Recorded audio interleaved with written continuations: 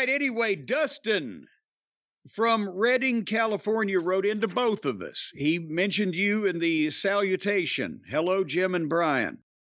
But he wanted to mention that last April, his father passed away. And then just a few days ago, and this was just last week, his grandmother has passed away. And they were both, he says, back in the day, they were responsible for showing me wrestling and introducing me to the product, which at the time was old school WWF.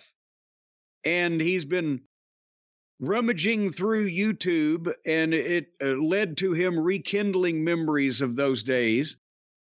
But, that's the question I was, and Dustin, we're sorry for your losses, and especially your grandma just recently. But that brings up the question, in previous generations, I guess all of them or almost all of them, except maybe when television was first invented, this would not be true. But otherwise, you became a wrestling fan because of a mother or a father or a grandmother or grandfather or the uncle. How many letters and emails for years have we got? Like that. And whose fucking grandmother, grandfather, uncle, aunt, eccentric older cousin, whatever, is going to get anybody into wrestling these days? Are they? Maybe WWE, but there's plenty of else? eccentric older cousins, I'm sure, out there right now. Well, okay, I guess that category would be filled up. But when I started going to the matches live, you would see 3-year-old kids sitting on the laps of the father and the mother together in the front row, and sometimes Aunt Phyllis or Gladys or whatever, or Uncle Snort was sitting next to him. Well, the cool thing is, like, if someone now, whether you have a child or a grandchild or a nephew or a niece, whatever it may be, and they're younger, if they're into it and they're at all interested in history, instead of like just telling them stories, you can go to Peacock. If my son ever gets to the point where he's interested in wrestling, God forbid, or gets to the point where he likes wrestling enough that he wants to like wrestling history, I could show him all the stuff that got me into wrestling. The Saturday night's main events and all that stuff. It's there. So I think it may not always translate to the current product, but wrestling fans never stop talking about wrestling no matter what age they are. They never stop thinking about it.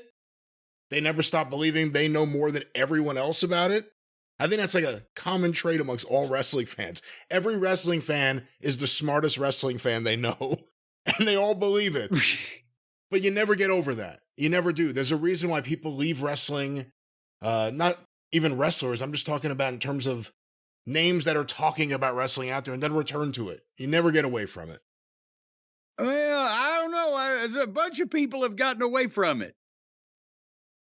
Who? You can't deny that. Over the years that are watching on television, at least. Watching on television is one thing, but I'm saying all those people that watch... Just remembering whatever period of time that they actually did pay attention, they know more about it than anybody else. I don't think all those people that watched in the late 90s during the Monday Night Wars that were watching both shows, the record numbers that all of a sudden were gone when shit got bad.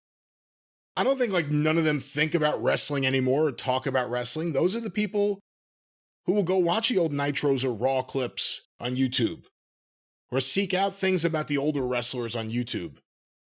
So I don't think, even if you don't watch the current stuff, and that's the thing, if you like that stuff back then, there's no reason to think you would like AEW. Unless you just like matches. And WWE... Well, and then even the matches with people who don't look anything like the people that you probably liked. Yeah, I think about that sometimes. Imagine if you're someone who took all these years away from wrestling and you came back and, it's a Jack Perry, it's an Adam Cole. It's just one of these smaller guys. Not someone who's like cut and smaller, not a Rick McGraw, but just small, skinny guys. They don't even look like they do good in like MMA or anything. Sometimes people could justify, oh, that guy's small, but, he could choke someone out. They don't look like that. And they don't look like wrestlers. And, it just makes the whole thing ridiculous to anyone who's trying to return back to it. WWE, at least they look like wrestlers. Well, and, that's what you mentioned with going back and being able to look at the previous generation now because of YouTube and home video. You know, when I started going to the matches live in 1974 and I'm hearing these fans talk, they couldn't show me, well, you know, this guy, he may be great, but he's no Lou Thez or Blacksmith Pettigo, who was a local favorite around here. You're like, what the fuck? Or Pat Malone, right? When they were being kindly toward, you know, what I thought was this pie-faced old man, and the guys would say, oh, he was the fucking meanest man in the business, and he was the fucking toughest shooter, and he was the biggest draw in the history of fucking Tennessee. And I thought they're humoring this pudgy old man. No, it was all true. I found out 40 years later. So that would have been cool. That would, you know, you could have obviously made a bunch of fans off of that. But that's the thing is, there's no family, you know, oomph, because this appeals to such a narrow.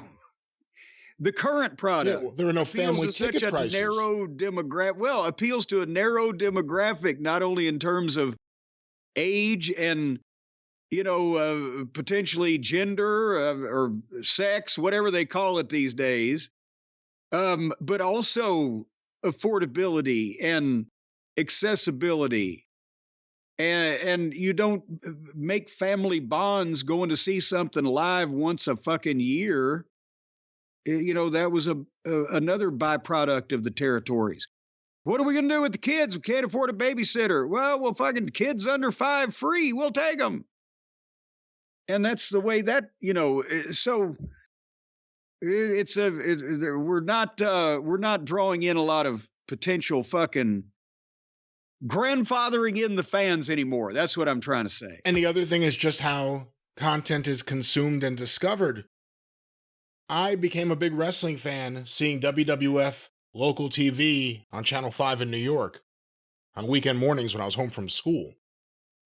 If you're a kid nowadays, my kids don't even, other than me watching CBS Channel 2 news, they have no idea what local TV is. They don't care about TV. There's no Presto the Magic Clown on to greet them when they come in from school. No, everything is about the phone. Everything is about TikTok and YouTube and shorts and all these things that are just coming at them. That's how they discover things. That's how every kid, not every kid, but a lot of kids discover things. So that's the other thing. There's no local TV show to bump into to become a fan. Something that's going to be there every week. It's just, if you don't watch TV and you're only on your phone, that's the only way you're consuming content or streaming it on a TV, then you're discovering wrestling that way too. That's where it's going to be interesting to see the next group of fans that come up, because that's how they're going to discover wrestling. Are you sure there's going to be a next group? Or are we going to go the way of buggy whip fanciers? You always worry because of roller derby, but you also see how powerful and strong WWE is. Now, they can't maintain this hotness forever. They can't break every record every time forever. So it's going to have to come down. How far down will be the question. If they come down all the way, it affects the entire industry. Everything goes down. But right now, things are hot. But roller derby went away. roller derby was hot too. Went away. It was gone like a thief in the night. We had our roller derby, and then suddenly there was no roller derby.